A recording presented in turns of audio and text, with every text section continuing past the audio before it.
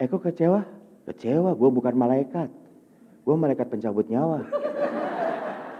Orang kampung tapi rezeki kota, coy. Daripada orang kota kagak ada rezekinya. Saya beli satu-satu untuk para pastor di Pratista. Mampu nggak? Kagak ada loh. Kalau ada undangan, Anda yang punya undangan, langsung ditulis toh amplopnya. Ibu A 50.000. Ih, nanti kalau pesta gua kasih 50.000. Nih. Pelit lu. 20.000. Lu beli kopi aja 40.000. Ngasih 20.000. Malu. Baru aja minum kesedak dia nantinya. Saya di Helena, saya mendampingi anak-anak berkebutuhan khusus. Saya kagum dengan sharing seorang ibu. Seorang ibu punya 3 anak, 2 anaknya normal, anak terakhirnya autis, Down syndrome. Tetapi ibu ini berkata, Romo, anak ini ya, mamanya kerja di Jakarta. Anda tahu toh kalau pulang ke Helena, ini tol yang tidak akan pernah mati adalah tol dari Tomang sampai dengan Merak itu. Itu tol biadab itu. Gua menderita 3 tahun di Helena, coy, betul. Kalau udah masuk situ jengkel saya. Jam berapapun nggak ada sepinya, nggak ada matinya. Ibu itu tiap hari harus lewat tol itu. Dan dia mengatakan, Romo, kalau pulang ke rumah, anak ketiga saya, Romo, yang autis itu, yang selalu, Mama, dia peluk aku. Anak nomor 1, 2, yang normal itu pulang. Dede, kakak aku pulang. Oh. Yang autis itu, Romo, dia pegang, dia peluk, Mama, I love you Mama, I love you Mama. Ya. Dan suatu hari, Romo, saya di kantor dimarahin bos saya. Saya nangis. Saya di jalan nangis pulang. Hampir sampai rumah, saya basuh pakai aqua, Romo. Saya make up lagi. Ibu tahu make up? Kalau di Jawa, dia kan make down tuh.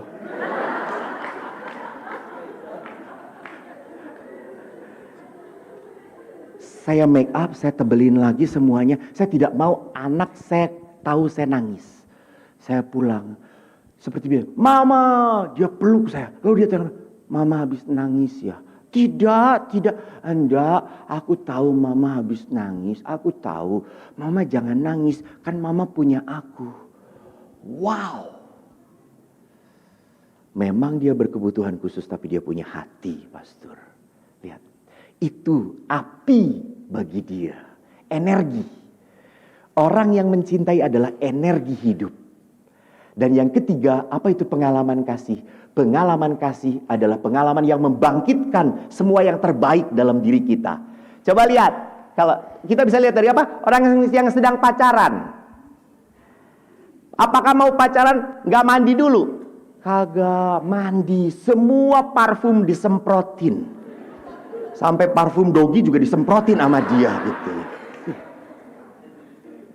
Karena mau memberikan yang terbaik di dalam apa? Di dalam sebuah kasih. Jadi lihat, pengalaman kasih itu betapa dibutuhkan oleh manusia. Tetapi pertanyaannya, mari kita lihat bahwa mengasihi itu sesuatu yang tak mudah. So, Ibu Teresa berkata, love to be real must cost, must hurt, must empty us of self. What it mean cost? Cost itu artinya apa? Don't wait. Do first. Cinta itu bukan reaktif. Cinta itu proaktif. Pastor, dosen itu ya kalau ketemu gak ngasih senyum. Senyumin dulu. Itu apalagi kaprodinya, Pastor. Emangnya gua ngomong kagak. Anda ini sensitif semuanya. Oh, emang kaprodinya Pastor Ulun? Oh, baru tahu. Hebat. Upahmu besar di surga, Nak. Oh, di sini juga besar. Jadi lihat, cinta itu bukan nungguin Dia senyum baru gua senyum. That's not love. Itu hutang budi namanya. Cinta itu tanam. It costs. Emang harus duluan. But number two is it must hurt. Sometimes gua tanam cinta, gua tuai pengkhianatan. Gua ngasih cinta, dia kok nyakitin gue. Gua ngasih cinta, gua perhatiin, kok dia malah nipu saya. It's love. Saya kan kemarin 2025 habis ziarah dapat amplop lumayan. Saya pergi ke di Paris itu tempat jualan Lafayette. Pernah belum? Lafayette, gua salah dikit ya sorada. Itu Dodi Alfayette ya. Lafayette.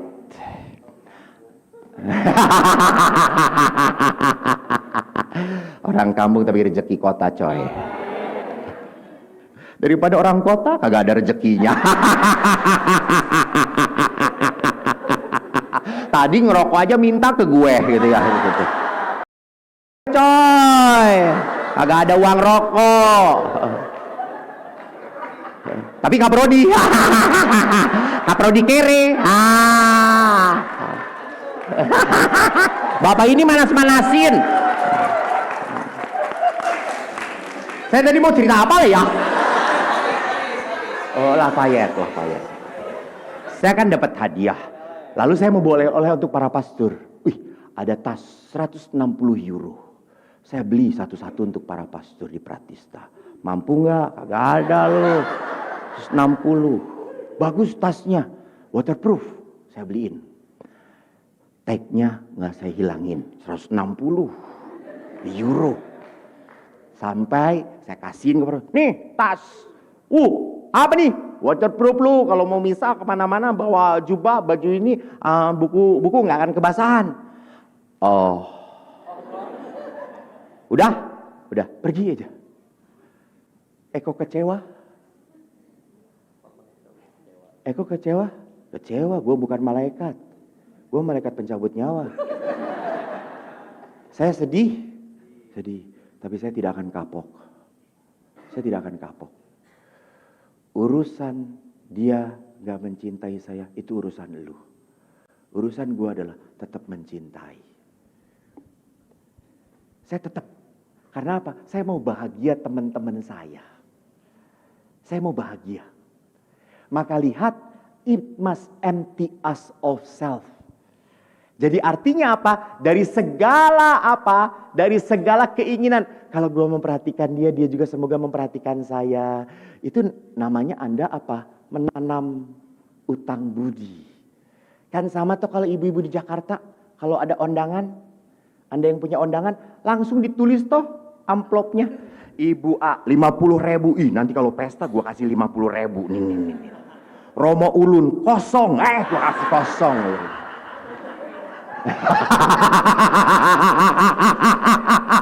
Baru aja minum kesedak dia nantinya. Jadi lihat di sini, belas kasih itu akhirnya punya 3 unsur: spontan, universal, dan konkret. Spontan itu artinya apa? Lihat, lakukan. Tidak nunggu dulu, disuruh-suruh dulu. Enggak. Tahu itu kotor, beresin. Tahu ini nggak beres, lakukan. This is spontan. Yang kedua adalah apa? Tidak pernah pandang bulu, siapa dia? Atasan atau bawahan. Dan yang ketiga adalah konkret. Itu jelas dalam kata-kata Yesus. Kalau aku haus, kau beri aku minum. Kalau aku lapar, kau beli aku makanan. Kemarin saya menginap di Semarang. Kan saya diundang Paskahan perbankan. Lalu saya diundang di BI-nya Semarang. Saya nginep di Simpang 5. Saya naik taksi. Saya lihat di argonya cuma 8.000. Lalu mau saya kasih 20.000. Anda tahu pada saat saya mau keluarin uang 20.000, hati saya langsung marah. Pelit lu, 20.000. Lu beli kopi aja 40.000, ngasih 20.000, malu. Akhirnya saya keluarkan 50.000. Lalu berhenti di bank itu, Pak ini 50.000. Langsung dia balik, terima kasih ya Pak, terima kasih. Hari ini nggak dapet, saya nunggu di hotel nggak ada, semuanya pakai aplikasi Grab, Gojek. Dia kan Bluebird, saya yang baru dapat hari ini, terima kasih ya Pak, terima kasih ya, saya bisa makan. Iya Pak, iya Pak, oke. Mungkin bagi kita tidak seberapa, tapi bagi orang itu menjadi berkat. Kadang-kadang saya sedih. Kita selalu berdoa, Tuhan beri berkat, beri berkat, beri berkat. Betul atau tidak? Betul? Salah atau tidak? Tidak, karena Tuhan yang memberi berkat. Tetapi kita suka lupa bahwa pemberian Allah tidak boleh berhenti di tempat Anda. Harus juga mengalir. Ingat, kalau Anda nampung air itu didiamkan, lama-lama airnya apa? Keruh, banyak penyakitnya, banyak jentik-jentiknya. Bagaimana supaya Anda dapat air segar terus? Kasihkan, bukan difilter, ya Allah Tuhanku Yesus. Lagi langsung saudara-saudara, bisnis ekonomi gitu. Ini mah yang sederhana, yang otak bodoh aja nih Eko nih. Susah kalau ngomong dengan orang pinter tuh dia. Kenapa? Buat aliran, mengalir. Di saat ada aliran keluar, maka air yang Anda terima selalu segar. That is blessing. Blessing come to you, but don't stop on you. You must flow it to the other, so you will get the fresh blessing. That's why Father Ulun is very, very lively person and happy person. He never hold the money in his hand. He always give and get. Give small, get big. Konkret, berikan. Maka Bapak Ibu, dan ini yang paling berat. If we really want to love you, must forgive. Ini inti utama dari sebuah Kristianitas, cinta lewat pengampunan. Kenapa harus seperti itu? Karena di Atmajaya ini, saya jelaskan, anggota Atmajaya ini termasuk kaprodinya. Bukan malaikat. Bukan malaikat. Kita manusia yang rapuh. Bisa terjadi dia salah, melakukan kesalahan dengan intentionally, that's right, saya mau menyakiti kamu. Bisa juga orang mau menyakiti kamu tidak ada intensinya. Ingat sabda Yesus, bagus banget waktu 7 sabda Yesus. Ibu-ibu diam. Waktu disalib, akan ada 7 sabda Yesus. Setelah Yesus, Romo Ulun, apa Yesus berkata apa? Waktu Yesus habis, lu kalau nggak bisa lu turun dari kaprodi, Iya kan ada 7, kok banyak 7? Sebelum sebelum ke-7, ke-6, Yesus berkata apa? Wih, tepuk tangan, betul banget. Memang Anda layak jadi rektor. Betul. Bapa, ampunilah karena mereka. Saya ulangi lagi, ya Bapa, ampunilah karena mereka tidak tahu apa yang mereka perbuat. Tapi suami Anda membuat kesalahan karena mereka tahu apa yang mereka perbuat. Ini lebih susah kita ampuni. Dia tahu bahwa itu ngeselin gue, tetap dia lakuin. Tapi tetap pengampunan. It heal your spirit. Dan akhirnya saya mendarat ke yang terakhir. Bagaimana? Wait. Ini. No. Kelibet. Tumpang tindih. Ini yang ingin kita ciptakan, berakar dalam kasih dan bersatu dalam pelayanan. Seperti tadi yang mandatum. Kalau engkau melihat, lakukan seperti apa yang aku lakukan. Maka mandatum, perintah Yesus dilandasi oleh kasih. Saya harus membangun sebuah komunitas yang mempunyai 6 keutamaan. Pertama apa? Positif. Positif. Be a positive person. Artinya, tolong kalau berelasi jangan a priori dulu dong. Jangan ber a priori. Positif, open mind. Jangan, orang ini suka nyebelin, suka cari utang. Pasti dia deketin gue, mau ada yang jual, ngambil utang. Itu a priori. Be positif. Hadapi setiap orang bukan dengan a priori buruk, dengan positif. Kedua, support. Dukung. Jangan berpikir itu karena bukan ide saya, itu bukan keinginan saya. Gua nggak mau support. No. Sekali lagi, bukan saya, but we. Ketiga, apresiatif, menghargai. Bunga itu tumbuh bukan karena diinjek-injek. Bunga itu tumbuh karena disiram, dipupuk. Itu penghargaan. Yang keempat, promotif. Bicarakan hal yang baik tentang orang lain. Dan biasanya kalau maaf, kalau udah kumpul ngomongnya pelan-pelan. Pasti bad news. Dia kayak gini, masa iya? Bener, aku juga ngeliat.